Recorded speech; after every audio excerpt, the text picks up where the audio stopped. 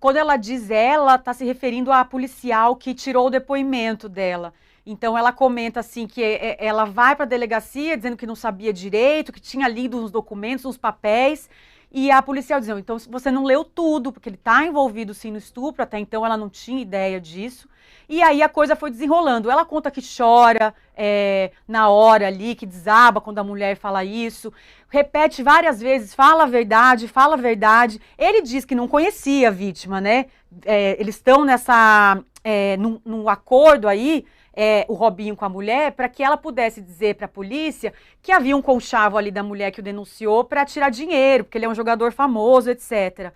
E eu, assim, particularmente, o que mais me toca são as partes que ela diz, você tem que falar a verdade, enfim, a conversa dos dois ali parece mesmo que ela tem uns indícios de realidade para acreditar, né? A polícia, a investigação, mas também tem o homem que ela ama, falando que não fez, que é mentira, que é um complô para acabar com ele, esse tipo de coisa. Quando o Robinho se posiciona desse jeito, Cris, você que ouviu também esses áudios todos e conhece esses termos todos em inglês, vou te pedir aqui para dar um nome, né? Como é que se chama isso? É importante dar um nome, né, Camila, para a gente enquadrar e detectar o que está acontecendo. Às vezes dá um pouco de preguiça dos rótulos, a gente brinca disso Ainda aqui, mais em mas é inglês, importante né? a gente saber, a gente saber o que é, porque é comum, e aí você consegue detectar o que ele está fazendo nesses áudios que a gente escuta. E para quem já conhece a história completa, que lembra, não é o caso da companheira dele naquele momento, ela está no escuro, né? Ela está na escuridão, e aí ela está recebendo aquele monte de informação, ele está dizendo coisas que ela gostaria como nada na vida dela que fossem verdade, então você acaba caindo, né? Não é burrice, não é, é manipulação. Então, o nome em inglês para a prática que o Robinho comete nesses áudios que a gente escuta nesse quarto episódio do podcast do UOL é gaslighting. E dá um pouco de preguiça dessa palavra, que é uma palavra difícil, difícil de pronunciar, difícil de escrever, mas na tradução literal para o português, gaslighting vem de manipulação. Gaslight é distorcer. Então, são duas palavras em português que facilitam a gente entender essa prática, distorcer para te manipular. Então, o que ele faz é isso. Lembram do Daniel Alves dando 6 versões diferentes para o acontecido? A gente imagina que ele tenha feito isso também com a sua esposa, né? Você vai contando e aí a polícia vai tirando da cartola. Peraí, mas tem isso, as provas, né? Peraí, mas tem isso. Se não tivessem as provas, se não tivesse a polícia italiana feito aquelas gravações no carro e no telefone do Robinho, talvez a gente nunca soubesse, talvez porque a palavra da mulher acaba tendo menos força, e talvez a esposa do Robinho não acreditasse no que aquela mulher, a vítima, estava dizendo, se não fosse a justiça mostrar ela graficamente. Então, é isso, a prática que ele faz é a de manipulação, de distorcer os fatos, ele deixa ela nesse desconhecimento, nesse lugar de achar que, putz, será que eu tô vendo coisa? Porque era a segunda vez que ele era acusado de violência contra a mulher. Ela, na cabeça dela, tá fazendo sentido aquilo. Putz, eu conheço, já aconteceu isso antes. Será que ele fez isso mesmo? E aí ele vai distorcendo os fatos para dizer para ela, não, não faz o menor sentido. E ela começa a pensar o quê, né, gente? Então eu que tô louca, eu tô exagerando, deve ser comigo, eu tô distorcendo. Então é isso, é aí que a prática do gaslighting, que é uma prática muito comum, é cometida por homens contra as mulheres, em sua maioria, é uma manipulação psicológica mesmo. É aquilo de você de querer colocar que é da sua cabeça, que você que é louca. Então o cara coloca, veste a sua melhor cara de pau e vai te levando a duvidar da sua própria sanidade, ou da sua percepção dos fatos, ou mesmo da sua memória, às vezes de uma coisa que você viu, ou que alguém te falou. E o cara tem tanta confiança no que está dizendo que a mulher realmente se questiona. E isso vai o quê? Minando também a nossa autoconfiança, né, Camila? É E, muito, muito e quando grave. chega Enfim, numa situação assim de comprometer esse bem-estar dessa mulher, é considerado até violência psicológica, né, Cris? Há ali uma série de exatamente. mentiras, a manipulação, como você falou.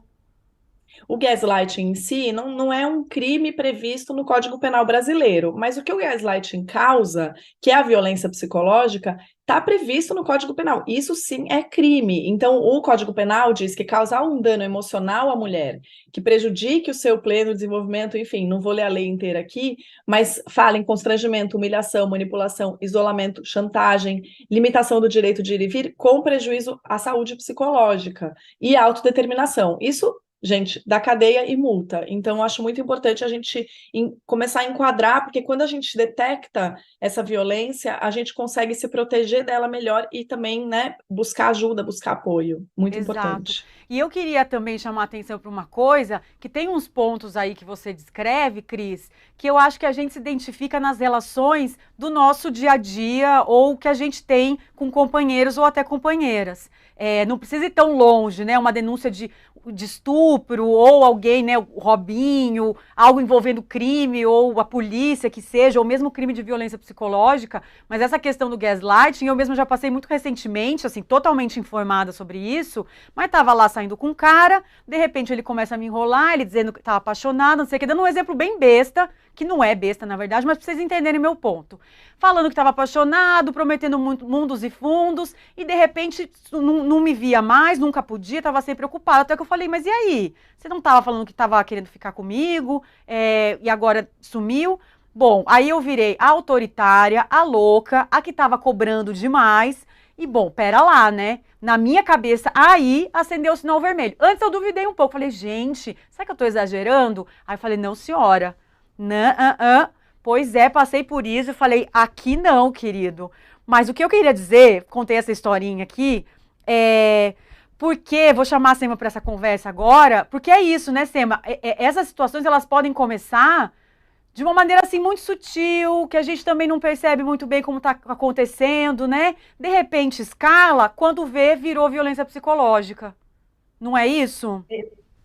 Exatamente, Camila. E eu acho que aí, quando a gente, normalmente, quando consegue se dar conta, a gente já está além das nossas possibilidades. A gente já deixou de atuar de muitas formas, porque é isso que a Cris acabou de trazer para a gente. Quando a gente vai tirando totalmente o crédito do que a gente acredita, da nossa própria interpretação, da nossa leitura dos fatos, abre um campo gigantesco para manipulação e para aquela pessoa que está cometendo esse crime, vamos dizer assim, nessa maldade, vamos dizer assim, com você, se autodefenda, né? Tudo está relacionado à própria defesa, nesse caso aqui, do Robinho.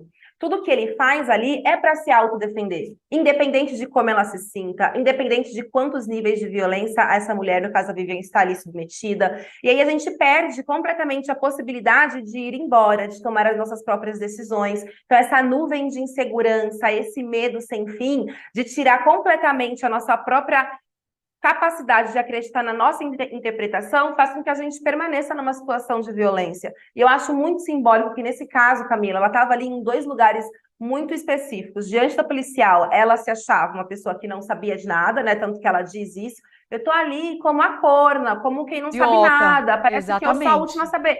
E aí, diante dele também, ela tá falando, fala a verdade. Ele, não, mas eu tô falando a verdade. E ela ali também numa grande agonia, né? Do tipo, nossa, então, diante da policial eu não sei de nada, diante dele eu não sei de nada. É como se ela não tivesse nenhuma condição de tomar as decisões da vida dela. Porque se ela, de fato, tivesse acesso à verdade, ela poderia falar, olha, meu filho, a partir de agora é com você, eu tô saindo fora. Tanto que em algum momento ela fala isso, né? Se for isso, eu vou embora. Mas ela não tem a possibilidade de ir embora porque ela tá enredada nos argumentos e na narrativa de autodefesa dele, que tá pouquíssimo preocupado com a saúde mental e com a saúde dela em todos os níveis, né? E aí eu acho Realmente. que Ah, as duas mulheres, né, Camila? Porque se a gente for prestar isso. atenção no episódio, a outra mulher também, assim, o tempo todo estão fazendo gaslighting com ela, ela nem tá ali na conversa com a gente, mas o tempo todo estão descredibilizando o que ela passou, mesmo com falas tão violentas, assim, é muito absurdo. É bem isso, Sema. Os áudios acho que deixam muito claro isso que você falou, e eu espero realmente que as pessoas que leem nossa matéria ou estejam assistindo o programa não fiquem pensando, meu Deus, como é que fica com um homem desse? É muito mais complexo do que isso, tá, gente? Mas muito mesmo. Eu acho que as duas minhas colegas aqui explicaram perfeitamente pra gente, pelo menos, não julgar tanto, né, o lugar dessa pessoa aí do lado dele.